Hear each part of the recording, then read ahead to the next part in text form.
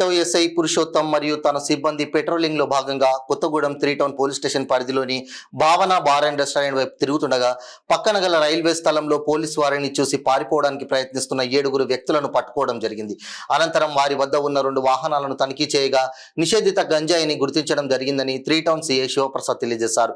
వారి వద్ద నుండి సుమారు 21 కేజీల గంజాయి, 2 కార్లు, 4 సెల్ ఫోన్లను సీజ్ చేసి స్వాధీనం చేసుకున్నట్లు 3 టౌన్ పోలీసులు తెలిపారు. పట్టుబడిన 2 కార్లలో 7 వ్యక్తులు ఈ గంజాయిని హైదరాబాద్ మరియు సిద్దిపేట నందు విక్రయించడానికి తరలిస్తున్నట్లుగా విచారణలో తేలింది. ఈ 7 నిందితులను రిమాండ్ నిమిత్తం కోర్టుకు తరలించడం జరిగిందని సిఐ శివప్రసాద్ తెలిపారు.